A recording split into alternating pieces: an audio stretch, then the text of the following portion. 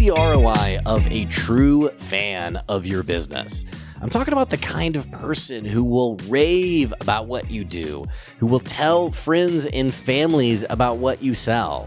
I'm not talking about someone who's fallen into a cult of what your business is, but they've had such an incredible experience that they want to tell as many people as possible.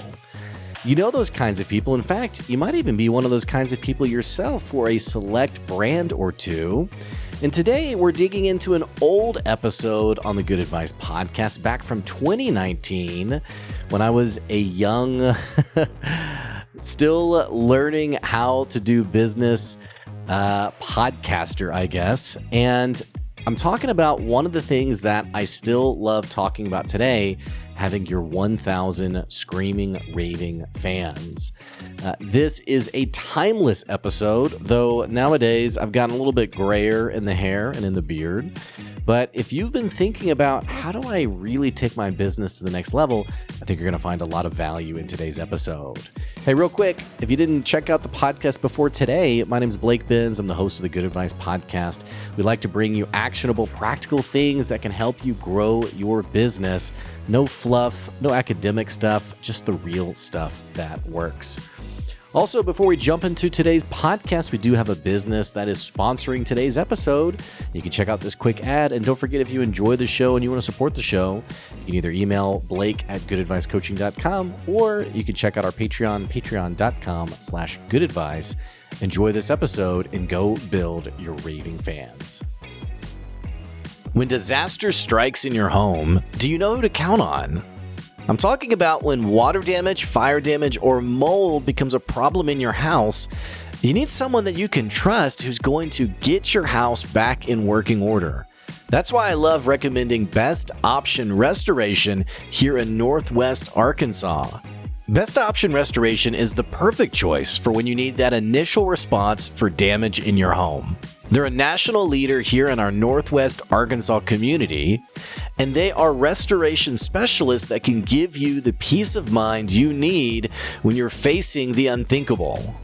Your home is somewhere special, which is why you need someone who sees the value in your home and wants to get you taken care of as quickly and efficiently as possible. Best Option Restoration is so committed to helping you with your home that they have an answer line that's available 24 hours a day, 7 days a week, where you can talk to an actual person about getting a specialist out to your home and resolving whatever damages you're seeing in your house. So if you experienced fire damage, water damage, or discovered mold in your home, call Best Option Restoration today to restore your house back to the home you love. Call 479-458-8840 or click the link in the episode description to contact Best Option Restoration today. I was working with some entrepreneurs, and this probably would have been maybe in December, and we were talking about this conversation of, what does it really mean to get good customers and get customers who really want to work for you. They want to, and that's right, I didn't misspeak there. They want to work for you. They want to bring people to you. They want to help you out. What does it mean to really get customers who are really great customers? And I think I'm going to call this podcast something about your 1,000 true fans, because in 2009, this guy, I think his name's something Kelley, he put together an article that talked about to have a wildly profitable business, you actually don't need millions of people to be your customers. You really only need 1,000 true fans. 1,000 people who they deeply, truly believe in what you're offering and they really care about it, right? In fact, I was talking with a guy last week. He's a marketer, and he was talking about this marketing guru that he follows and how his company is doing really well, by the way. And he's done something like $75,000 in sales in only 6 months. So he's doing really well for himself. And he was talking about this marketing guru that he really likes, and he was saying, yeah, we're already preparing the $20,000 to go to this marketing guru's conference. And I was like, dude, yikes, that is a lot of money. You're really going to spend 20 grand to go to this guy's conference? And he was like, oh yeah, totally, absolutely. Yeah, I mean, this guy he charges thousands of dollars per day just for you to be in the same room as him. And so we're talking about it, and I wasn't knocking the guy at all. I was like, man, that's great for this guru to have figured this whole model out. But I was asking about the people who also go to this conference, and he was like, well, it's people who, kind of drink up everything this guy says. And this guy really does. I mean, using his concepts is how we created this company where we've had $75,000 in sales in only 6 months. I mean, it actually works, right? I mean, this guy has a proven method. So I'm willing to spend 20 grand if it means that it's going to get me to $500,000, right?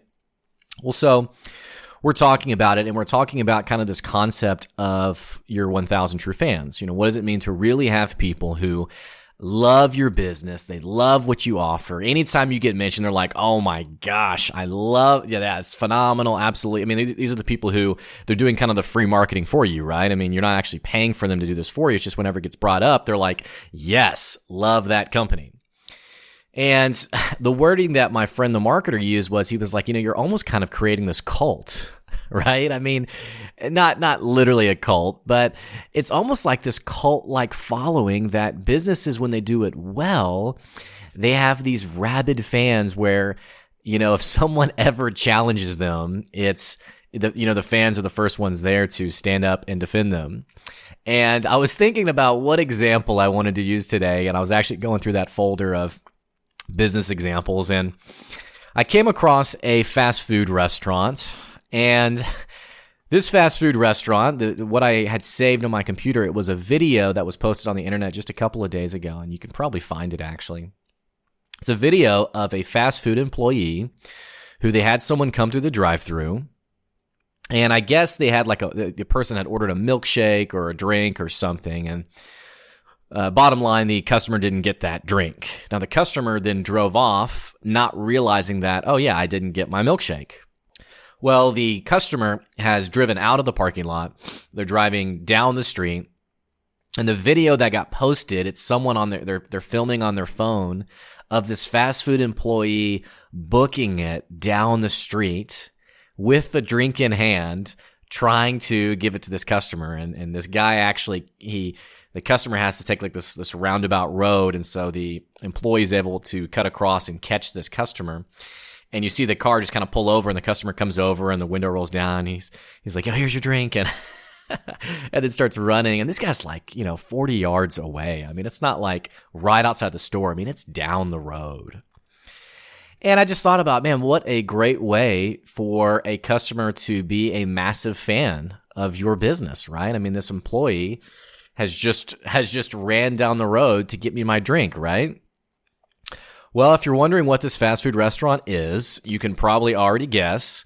It is the epitome of good fast food service in the entire industry, and it is known as no other than Chick-fil-A. Da-da-da-da. Now, everybody loves Chick-fil-A. Well, I shouldn't say that, actually. What's really funny about Chick-fil-A is sometimes I'll talk about Chick-fil-A in business circles, or maybe I'm working with the company and we're actually talking about how to serve customers well. I've realized that sometimes when I mention Chick-fil-A, you have just as many haters for Chick-fil-A as you do people who love it. But if you want to inspire a crowd to revolt against you any quicker, find a group of rabid Chick-fil-A fans and say something bad about that business. Hey, I don't really like the chicken sandwich much. And you'll find people who say things like, how dare you? How dare you? How dare you say that about my beloved Chick-fil-A, right? I mean, there's people who frankly, they worship Chick-fil-A, right? It's like every day, it's like, yes, I'm going to go to Chick-fil-A. Yes, I love Chick-fil-A. Now, I'm not knocking Chick-fil-A. I love Chick-fil-A. I really do love Chick-fil-A. But Chick-fil-A has cornered the market on what does it mean to serve customers well. In fact, this just kind of blows my mind to think about this. A friend of mine, he was telling me a story of a conversation he had with an operator of one of the Chick-fil-A stores. And as he describes the story, this operator of the Chick-fil-A store was saying that during the lunch rush, they'll have 100 cars per hour.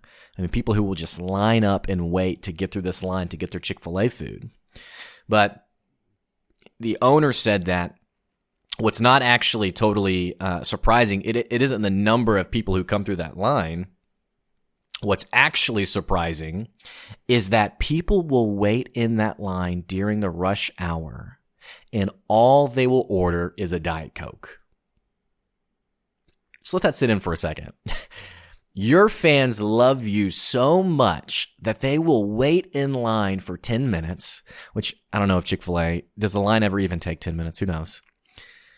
They'll wait in line for 10 minutes to get a Diet Coke. Now, we all know it's the same Diet Coke you could get anywhere else, right?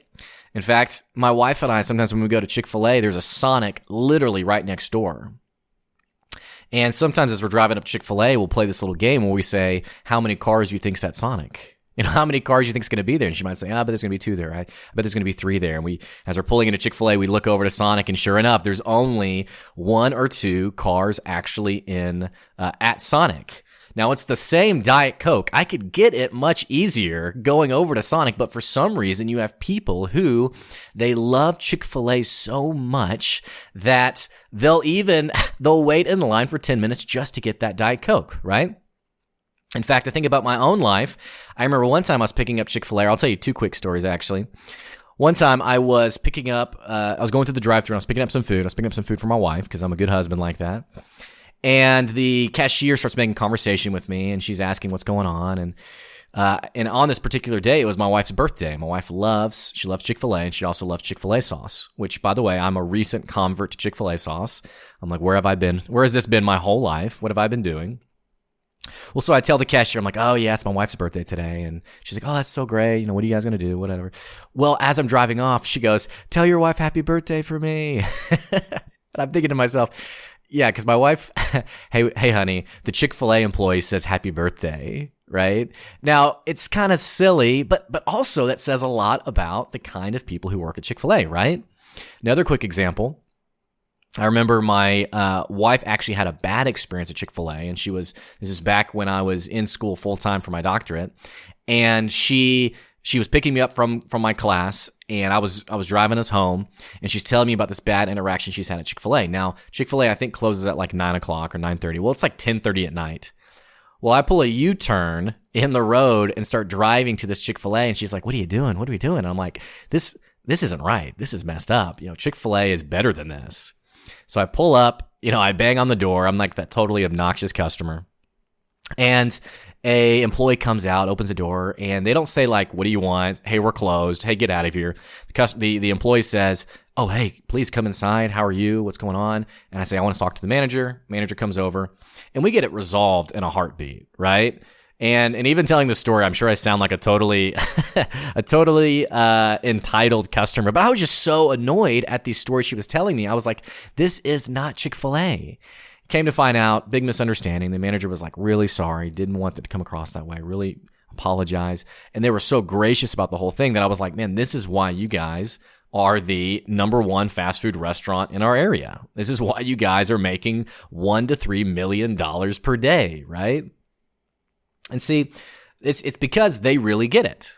They totally understand what does it mean to treat your customers well. And I think sometimes the way we get it wrong is we don't understand this very basic concept of, and you've heard it before, it's quality over quantity. And sometimes, especially as I'm talking with business owners who they're trying to grow and scale their business quickly, they don't understand that you don't necessarily need to get dozens, hundreds, thousands of customers. You just have to do a really great job with the customers you already have. You just have to do a phenomenal job and give them a level of service that separates you from everyone else. And what I love about Chick-fil-A, what's so great about Chick-fil-A is they did not let their industry dictate their level of customer service. And here's what I mean by this. It's fast food. It's not gourmet eating, right? So whenever you go to a fast food restaurant, you're not expecting to get pampered, right? It's kind of like whenever I go to Waffle House, which is delicious, by the way. Anytime I go to a Waffle House, I'm not expecting the floor to be clean. And so if I go to I remember actually years ago, my mom and I went to a Waffle House, and she was laughing about, the floors are so dirty. And I go, exactly. I said, yeah, isn't it great? It adds flavor to your food, And so the fast food industry, you're not expecting it to really be that great. And yet Chick-fil-A basically set the standard and said, you know what, we're not going to let the industry dictate our level of service to our customers. I think if we cross this over to another industry, the movie rental business, Blockbuster they're the ones who fell into this same trap of the industry, right? You had businesses, you had rental stores that were charging late fees. In fact, for the case of Blockbuster, their whole business model actually was something like 70% of their biggest revenue gainers were in the form of late fees. And so you basically had this company that based their whole model on how do I screw over the customer, right? And then Netflix came along and said, you know what, we're going to transform the movie rental business and we're going to do it with no fees and we're going to do it out of the best interest of the customer. We're not going to let the industry dictate the way we serve our customers. And as we can see, Netflix rose above Blockbuster and actually bankrupted Blockbuster. And in the same way, we're seeing Chick-fil-A. It's not just this fluffy thing. Chick-fil-A, it's a $9 billion company. They've doubled their sales in only something like 4 or 5 years. But yet, a lot of business owners do not understand this concept. In fact, they often can take a very cynical approach to their customers or a very ego-driven approach to customers. I was talking with someone who was working for a business, and they had done something genuinely wrong against a customer. And it wasn't necessarily malicious. It just, they did not have the customer's best interest in mind. And the owner, just in this proud, egotistical way, just declares, well, if they don't like it, they can go to one of our competitors. And it's kind of like, yeah, they will. They are. They're going to. You know? But it's amazing how owners kind of take this stance where once you get a little bit of success, it's like now we have to vet all of our customers and treat them a certain way rather than just assuming every person's deserving of this great respect, every person's deserving of this customer service. And it's kind of like, you know, if I really break this down and think about it, it makes me think of one guy. I was talking to a guy, this probably would have been maybe 4 or 5 months ago, and he runs a pet store. And he had a woman who, and I don't really know the full details. I can't really remember the full details. I can't remember if she had 12 cats or if she was running like her own little pet thing on the side. But basically, she ordered something like $250 worth of pet food from this pet store owner. And the drama came about where he shipped all this pet food, but it didn't come with like any kind of think of like protein powder. It was kind of like that. And you know how protein powder has like the little scoops in it? Well, apparently this product, you also can get these little scoopers that will scoop out the food. Well, the customer ends up calling the business owner and is pretty upset because this $250 worth of powder food, whatever, came without any scoopers of any kind whatsoever. And so I'm talking to the guy and he's trying to get some advice and he's like, you know, should I hold my ground? And should I tell her, well, I'm sorry, but you didn't pay for those scoopers? Or should I just send the scoopers? And I said, well, what do the scoopers cost? And he says, well, for the $250 worth of food, the scoopers would be, I don't know, like $6. And I'm just thinking like, man. And even you as you're listening, you're thinking like, this is a no-brainer. This is a total no-brainer. And I say, bro, send the scoopers. Like, come on. It's $6. And now you have a customer who's annoyed at you, who's taking time out of her day to have to complain to you, when if you flip it, instead of being egotistical or being cynical, you have a customer who's spending a ton of money on you. It's time to be ultimately gracious, be kind to them, and go overboard to create someone who is a raving fan. I'm thinking of, and here's what's really exciting too, when you really grasp this concept, is that when you learn how to make raving fans, those raving fans will go on and tell other people about you and your business, right? It's like I was at Chick-fil-A the other day and someone came in, she was smiling really big and she just declared to the cashier, this is my first time at Chick-fil-A. My friends keep talking about it, which I don't know how you get to this point and still not have been to a Chick-fil-A, but I've never gone into a McDonald's and said that. You know, I've never gone into a Wendy's or a Taco Bell and just declared, it's my first time here. Oh yeah, this is great. I've never gone into a Subway and just been so excited about it. But a friend of mine, she just got a dog, and she actually got 2 dogs, and she was telling me about a pet company, Chewy.com. So check out Chewy.com. And she was telling me about how she had ordered something like $150 worth of like pet supplies, a kennel, stuff like that for these 2 dogs she just got. Well, what ended up happening is the 2 dogs did not get along. And long story short, it was really hard, but she had to actually give one of those dogs away. Well, so she's calling Chewy. It's been like 4 days. She's in tears. She's crying. I mean, she's feeling totally just crumpled by having to give away one of these 2 dogs. And she calls Chewy and says, "Is there any way that I can send back this kennel and these supplies and get some of my money back?" Well, Chewy just blatantly says, "You know what? We're going to refund you the whole order, not just the part that you needed for your other dog. We're going to refund the whole order. And you know what? You don't even have to ship it back to us. Just go donate it to a local shelter."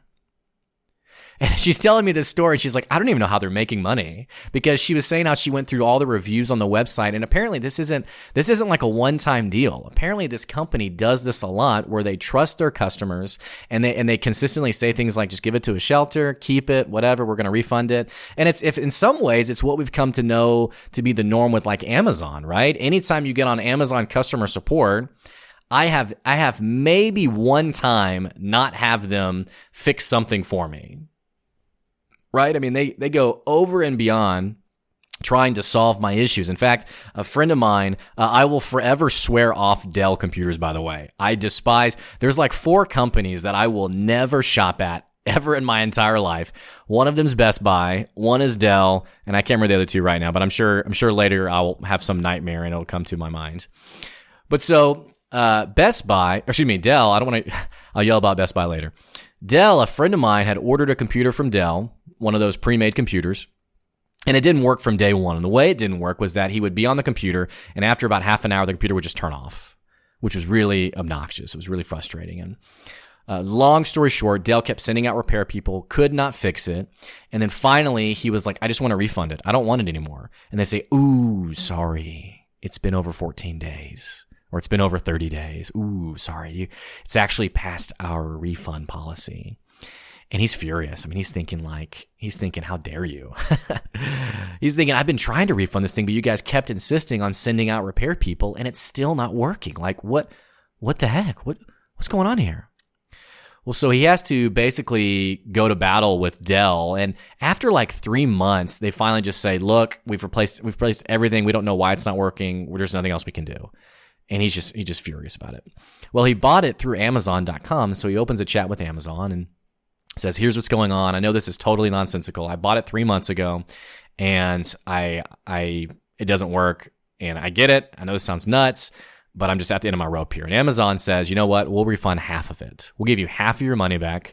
Now, Amazon has no liability in any of this. But because they're so addicted to giving customers a great experience, this person was willing to refund half the money for a Dell product that he had for over 3 months.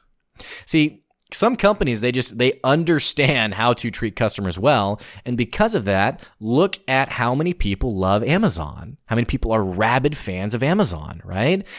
Sorry, Walmart. You don't hear people saying that about Walmart. You know, I'm sorry, but you don't. I live in Walmart world, in Walmart country, and unfortunately, you just don't hear people saying that about their Walmart experience. Now, talking about this more and understanding this more, it's amazing how people miss this concept. And I think it's because people do not understand the long term versus the short term.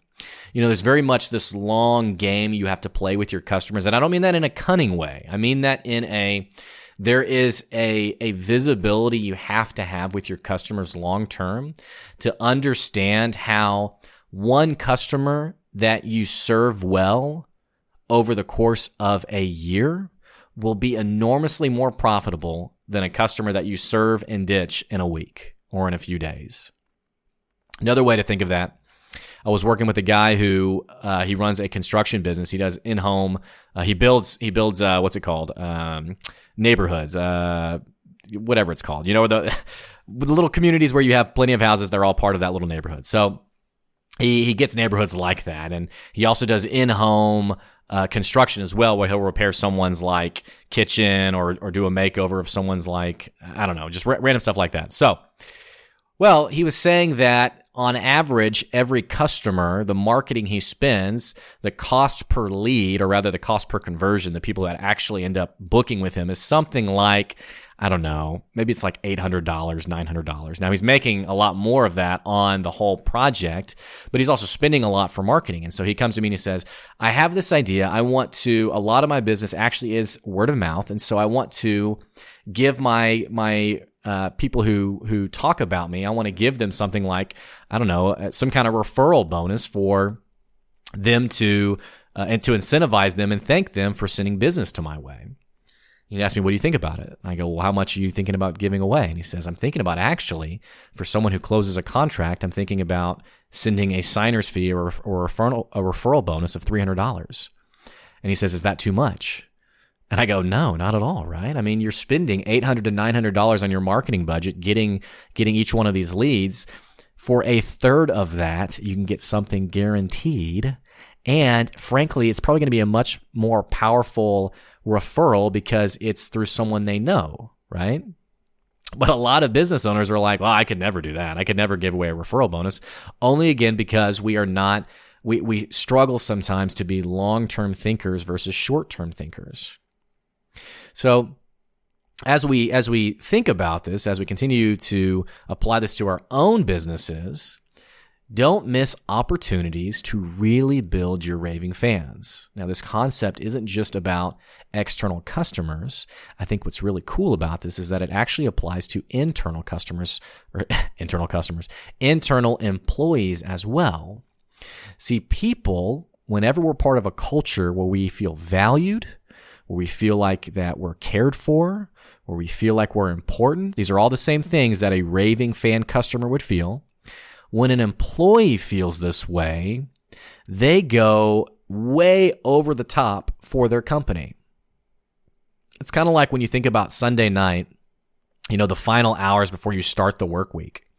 There's people out there who on a Sunday night, they are in agony. They are in angst because they are thinking of, oh man, I have to go to work tomorrow. Oh, I have to go see my boss again tomorrow. Man, I hate that guy. Man, that guy's a jerk. They're thinking these things through. And then there's other people, and I'm not BSing you. This is not out of a kid's storybook. This is what you see in incredibly healthy cultures. You have people on Sunday night who are wringing their hands in excitement thinking, man, I can't wait to get to work tomorrow. Man, I can't wait to go see this client tomorrow. Man, I can't wait to go do this job tomorrow. Now, it's not naive. It's that you have people who, based on their sense of value in the workplace, their production and output changes. And so these are the employees who they are totally loyal to their business. They love telling people about their business. I think about it in terms of, I remember there were people at, I think of two companies local to me. One's Multi-Craft Contractors and the other one is Lazy Boy Furniture. And whenever I was working with people from these companies, there was so much pride around their company. Compare that to some other companies in my area that shall not be named, where I talk to the employees and it's like, oh my gosh, I hate this place. And then I talk to other people who work at that same company and they're all saying the same thing. I hate working here. I hate it. And frankly, I'm looking for the first opportunity out of here. Now, the reason this is a problem from again, when we're talking long game versus short game, the reason this is a problem is that the average cost, and this is from the Department of Labor, or Bureau of Labor Statistics. I don't know. The problem with this is that the cost to replace an employee is at the minimum around $10,000. And as you scale up that person's expertise, position, whatever, you get into numbers like $20,000, $30,000, $40,000, $50,000 to replace someone. You're thinking about all the time and training you've put into someone, maybe certifications, maybe licenses you've helped a person get on the job. And now you have this person who's moved on, and you have to spend time now finding someone, hiring process, retraining, recertifying, whatever, just to get someone functioning in that position again.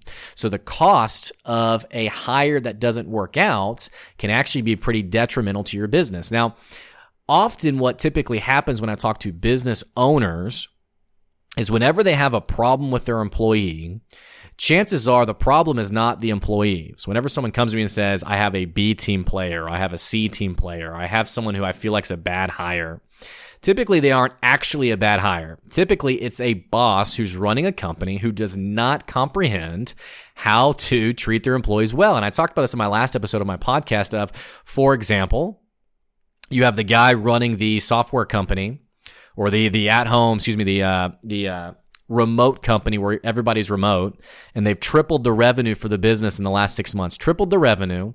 And the way he wants to reward them is by doing an at-home inspection tour of everybody's house.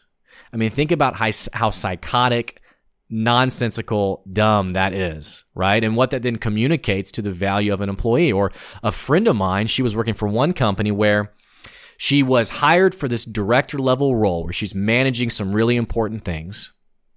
And it gets to the point where it's time for her to make a call on a decision. And the boss brings her in and says, why did you make this decision? And she says, well, I mean, that's part of my job, right? I mean, don't you want me to have the freedom to make this decision?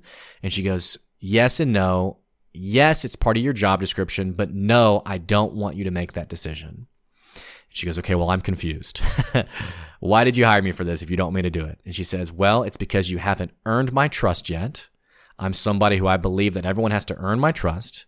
And so until you earn my trust, we're going to have a 3-month waiting period or a 6-month waiting period where you build up your right to those decisions where I fully trust you. And I'm thinking, oh my gosh, what a maniac.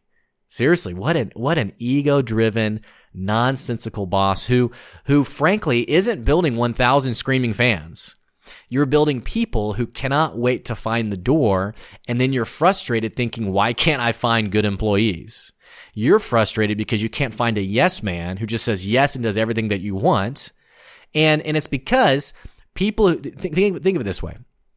The best people to leave a company, or rather I should say it this way, the first people to leave a company are always the best employees. Why is it the best employees? Because they know they can get a job anywhere else. They know they can find a job anywhere else. And so they're not going to wait around. They're not going to wait for the door. They know they're hireable. And so they're going to force their way out of there as fast as possible.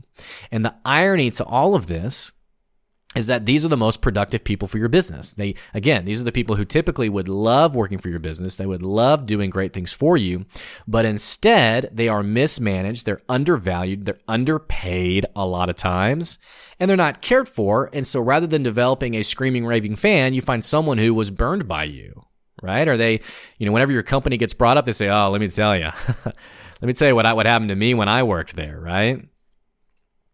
And just like whenever you build external screaming fans, just like with Chick-fil-A, Chick-fil-A has no problem from a marketing perspective getting people to come to their stores.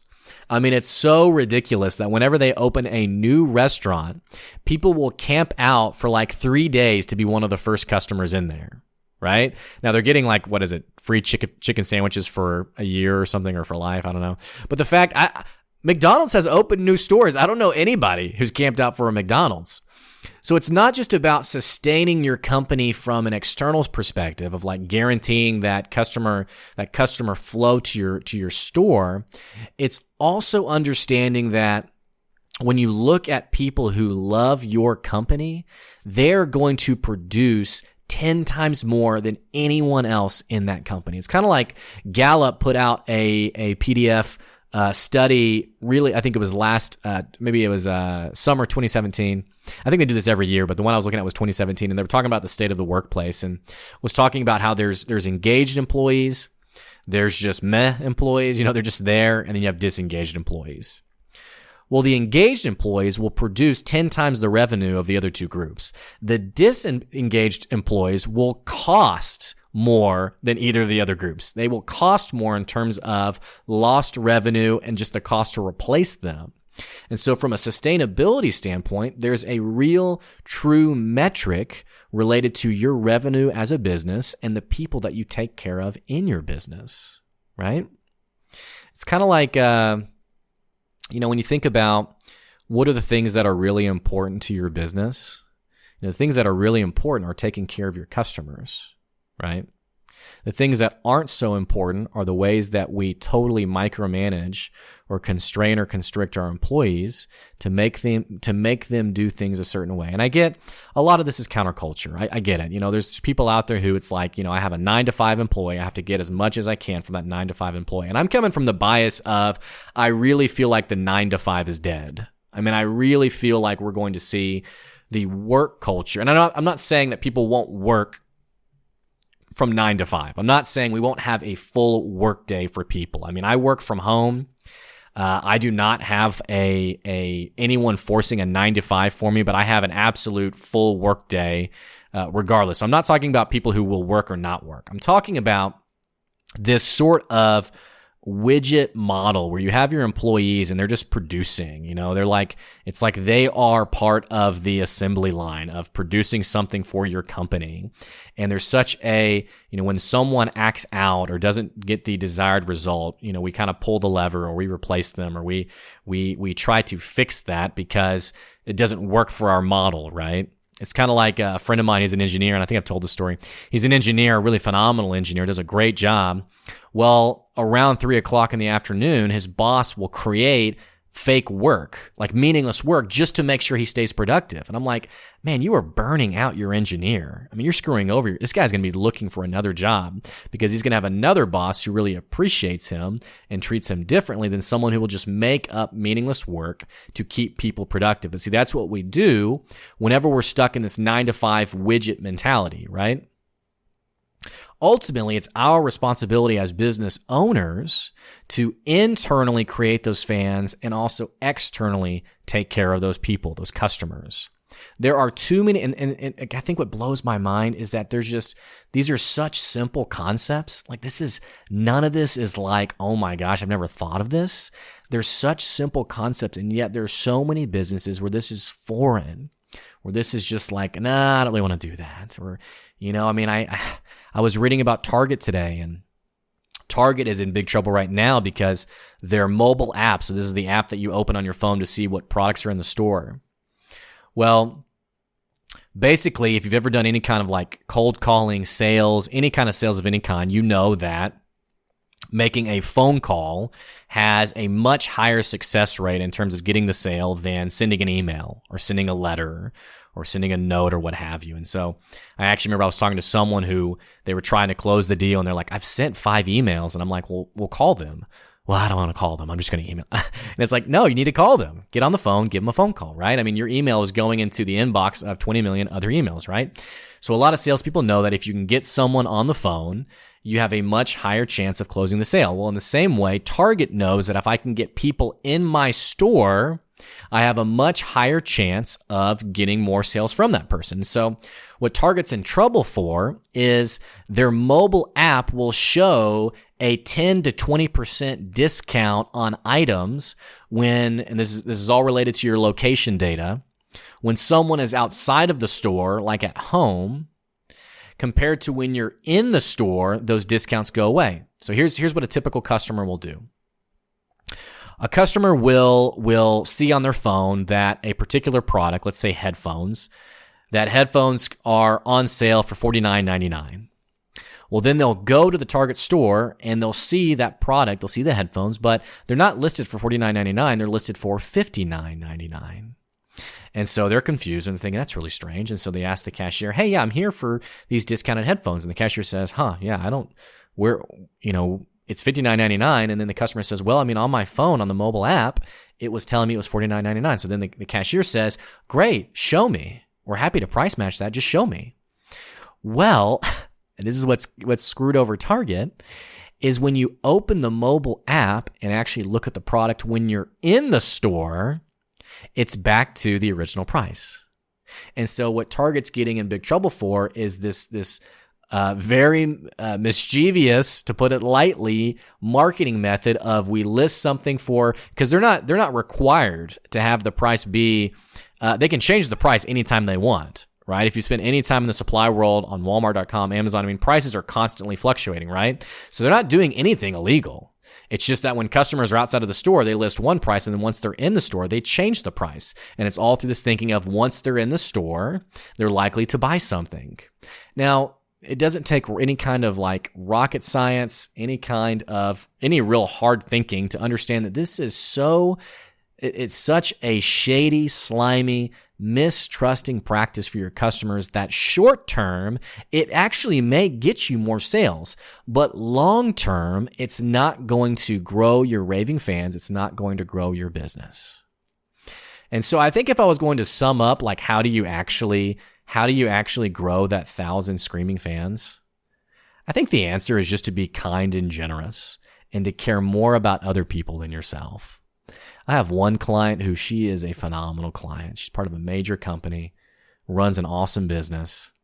And I feel like I feel like there's always more business coming from her. I mean, she's always reaching out. Hey, can we do this? Hey, can you do this? And it's even to the point where I'm not even really trying to get business from her any longer. But I think back to how I created that, and I remember there would be times, so I'm a coach, there would be times that she would call me and say, hey, is it okay that I'm calling? Almost like, are you going to charge me? And there was time after again that I would say, hey, yeah, absolutely call me. Yeah, let's talk about it. Hey, let's spend an hour and a half and let's just talk this through. And there was never a bill. There was never a charge. There was never anything that got sent in the mail. There was never hey, I'll send you a check, anything like that. It was like, no problem. And now this person has brought me more business than a lot of my other customers combined. And so I think the takeaway is when you are kind and generous and you treat people like they're valuable, internal, external, it's really not that challenging to build your 1,000 true fans, your 1,000 raving fans who long-term do more for your business than anyone short-term ever could. And you know what? If you're listening and you're not a business owner, I think that same concept is true for the value of relationships in your life. If you treat people like they're valuable and you're generous with them and you sincerely want to show them that you want to spend time with them, I think the quality of our relationships are much greater. I was reading a book a few weeks ago. It's called How to Win Friends and Influence People, and it's by Dale Carnegie. It's a timeless book from years ago, and he's talking all about how you have influence as a person. Part of it has like a sales aspect to it. Part of it has a business aspect to it. But there's also this very true, like, how do you grow in your influence for people? Like, where people seek you out and you have a level of expertise that people want to know about. And what's amazing is none of his advice talks about like reading books, listening to another podcast. None of it has anything to do with like anything academic-esque or any kind of trick. If you were to summarize the book, he talks basically about being kind to people, showing them you care more about them than yourself, and being generous with them. You know what? And I think if I can just do the cliche, we should all do this line, I really do feel like, man, the nature of our politics, our country, how we interact would be just so much different if that's the philosophy we had. Start working on your 1,000 true fans. Start spending time with people and really treating them like they're valuable. And I think that the long-term result from that, it is so much more fulfilling than any kind of short-term game we can play. I hope this is encouraging. Thanks so much for listening today. As always, you can email me, blake@goodadvicecoaching.com. I'd love to hear what you think. I'd love to get some feedback from you. And more than anything, I'd love to have a conversation with you. Take care. Have a great weekend. I'll see you.